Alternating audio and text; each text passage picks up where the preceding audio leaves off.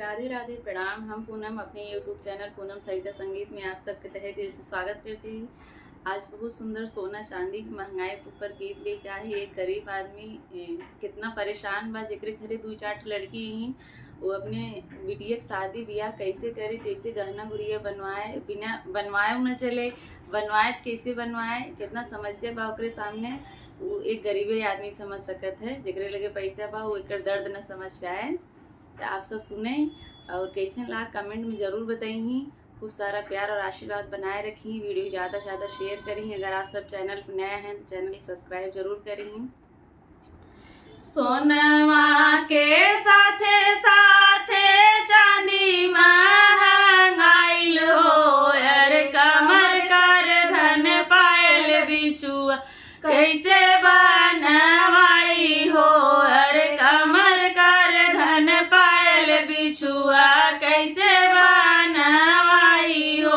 सोनवा के साथे साथे चांदी महंगाइल हो, अरे कमर कर धन पायल बिचुआ कैसे बनवाई हो, अरे कमर कर धन पायल बिचुआ कैसे बनवाई हो। कैसे के आपन बिटिया सजाई हो, यार कैसे के बोला करी बेटी के विदाई हो, अरे कैसे के बोला करी बेटी के विदाई हो। कैसे के आपन बिटिया सजाई हो, यार कैसे के बोला करी बेटी के विदाई हो, अरे कैसे के बोला करी बेटी के विदाई हो। अरे विदा खातिर नहू के 4 व्हीलर चाही हो, अरे विदा खातिर नहू के 4 व्हीलर चाही हो।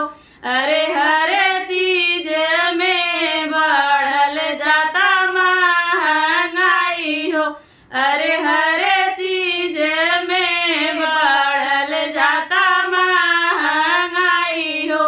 अरे कैसे के ब्याह होई, कैसे के सगाई हो, अरे कैसे के ब्याह होई, कैसे के सगाई हो, अरे कैसे के होई बोला बेटी के विदाई हो, अरे कैसे के होई बोला बेटी के विदाई हो।